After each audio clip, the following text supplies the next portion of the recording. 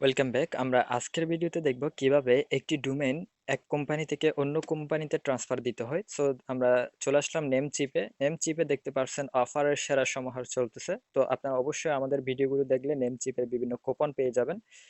So এখন আমরা host Haber থেকে নেমচিপে একটি ডোমেইনকে ট্রান্সফার করব। তো আমরা ডোমেইনটা ওপেন করে নিচ্ছি। সো দেখতে পাচ্ছেন এখানে আমাদের একটি অ্যাক্টিভ ডোমেইন রয়েছে। এখন আমরা ম্যানেজ ডোমেইনের উপরে ক্লিক করব।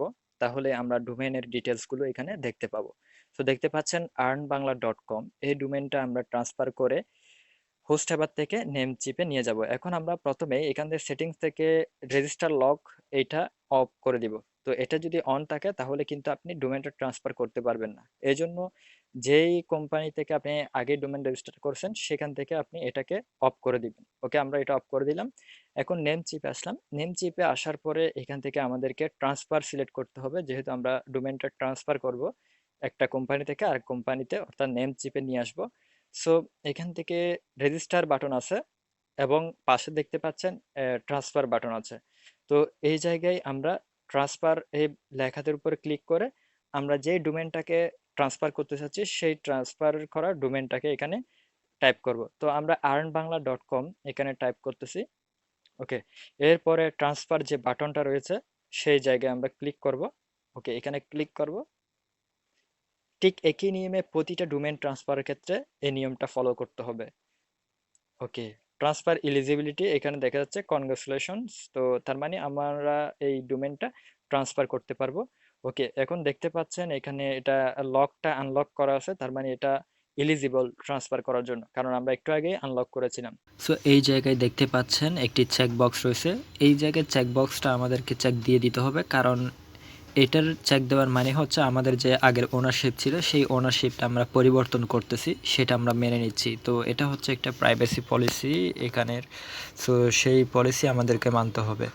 তো এরপরে আমাদেরকে অথরাইজ করতে হবে। তো এখানে অথরাইজেশন একটি কোড ইউজ করতে হবে। সো আমরা নিচের যেই বক্সটা দেখতে পাচ্ছি এই বক্সে আমাদেরকে একটি অথরাইজেশন কোড দিয়ে এটাকে ভেরিফাই করে নিতে হবে যে এই ডোমেনটির ওনারশিপ মূলত আমি বা এটার অ্যাক্সেস আমার হাতে রয়েছে সেটা প্রমাণ করতে হবে। তো তার জন্য হোস্ট এবারে আসলাম। এখান থেকে ইপিপি কোড, এখানে এটাতে ক্লিক করে কোডটাকে আমরা কপি করে নিব। এই জায়গা থেকে আমি কোডটা কপি করে নিচ্ছি।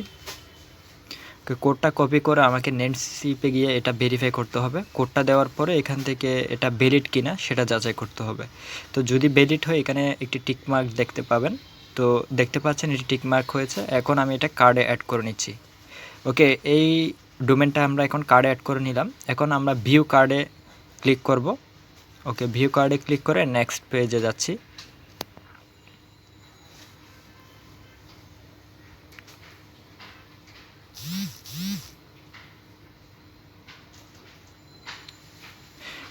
ওকে, আমরা পরবর্তী পেজে চলে আসলাম। সো এখানে আমাদেরকে কিছু কাজ করতে হবে। সো এখানে দেখতে পাচ্ছেন একটি প্রোমো কোড রয়েছে। এই প্রোমো কোড ইউজ করলে আমরা একটি ডিসকাউন্ট পাবো। আমরা যদি অ্যাপ্লাই বাটনে ক্লিক করি তাহলে এখানে একটি এরর দেখাচ্ছে, তার মানে হচ্ছে আমাদেরকে নেমচিপ অ্যাকাউন্টটা লগ ইন করার পরেই এই কোডটা ইউজ করতে হবে। তো আমরা নেমচিপ অ্যাকাউন্টটা লগ ইন করে নিচ্ছি। ইউজার এবং পাসওয়ার্ড দিয়ে আমাদের যে নেমচিপ অ্যাকাউন্ট সেটা লগ ইন করে নিব। ওকে, নেমচিপের সিকিউরিটি পারপাসে একটি অথেন্টিকেশন কোড চাইবে। কোডটা দিয়ে আমরা এখানে সাবমিট করলেই আমাদের অ্যাকাউন্টটা লগ ইন হয়ে যাবে। ওকে, আমি আমার নেমচিপ অ্যাকাউন্টটা লগ ইন করে নিলাম। এখন আমরা চাইলেই যেই প্রোমো কোড সেই প্রোমো কোডটা এখানে অ্যাপ্লাই করতে পারবো এখান থেকে, তাহলে কিছু টাকা আমাদের সেভ হবে। এটি খুবই ছোট্ট একটি প্রোমো কোড, যদিও কম টাকা এখান থেকে লেস পাবেন। পরবর্তীতে আপনাদেরকে ভালো প্রোমো কোড দেওয়ার চেষ্টা করব। যে কোনো সময় নেমচিপের সার্ভিস ইউজ করতে চাইলে আমাদের সাথে প্রোমো কোডের জন্য যোগাযোগ করতে পারেন। সো আমরা কনফার্ম করে দিলাম এটাকে, প্রোমো কোডটা। সো প্রোমো কোড দিয়ে পরবর্তী পেজে চলে আসলাম। এখন এই পেজে আমাদেরকে পেমেন্ট করার জন্য কার্ড অ্যাড করতে হবে। তো আমি কার্ডের নাম, যেই নামটা আমার কার্ডের নামটা দিয়ে দিলাম, অ্যান্ড কার্ড নাম্বার দিব। সো আমি এটা স্কিপ করে নিচে চলে আসলাম। এখন সব কিছু দিয়ে এখান থেকে কন্টিনিউ বাটনে ক্লিক করব। যেহেতু কার্ডের তথ্যগুলো একটু সিকিউর রাখতে হয় এজন্য আমি এগুলোকে স্কিপ করে নিলাম। এখন কন্টিনিউ বাটনে ক্লিক করলাম। এখানে ব্রাউজারে আপনার কার্ডের কোনো ইনফরমেশন সেভ করবেন না। তো আমি এটাকে সেভ করলাম না, জাস্ট পরবর্তী পেজে চলে যাচ্ছি।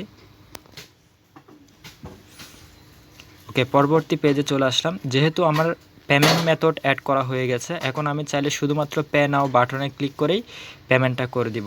ওকে, এটা 1 বছরের জন্য কত টাকা পেমেন্ট করতে হবে সব কিছু দেখাচ্ছে এবং আমার পেমেন্ট মেথড এখানে অ্যাড করা আছে। এখন আমি জাস্ট পে নাও বাটনে ক্লিক করব। ওকে, আমি পে নাও বাটনে ক্লিক করতেছি।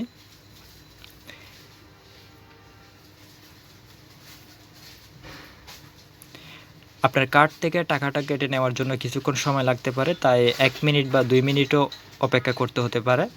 এটি কয়েক সেকেন্ডের মধ্যে মূলত সম্পন্ন হয়ে যায়। সো দেখতে পাচ্ছেন আমার কয়েক সেকেন্ডের মধ্যে কাজটা হয়ে গেল। সো দেখতে পাচ্ছেন আমার নেম চিপের যে ট্রান্সফার মেথড, সেই মেথডটা আমরা খুব সহজভাবে অ্যাপ্লাই করলাম এবং ট্রান্সফার হয়ে গেল। এখন আমরা ড্যাশবোর্ডে যাচ্ছি। ড্যাশবোর্ড আসার পর দেখতে পাচ্ছেন earnbangla.com, এখানে একটি কনফার্মেশন ইমেল যাবে আপনার ইমেলে। সেই ইমেলটা গেলেই সেটা কনফার্ম করলে হয়ে যাবে এবং আপনার হোস্ট এবার থেকে নেম চিপে ডোমেনটা ট্রান্সফার হইতে 24 ঘন্টা বা 5 থেকে 6 দিনও লাগতে পারে। তো এটা অপেক্ষা করলেই হয়ে যাবে। সো এভাবে আপনারা ট্রান্সফার করবেন যে কোনো ডোমেইন।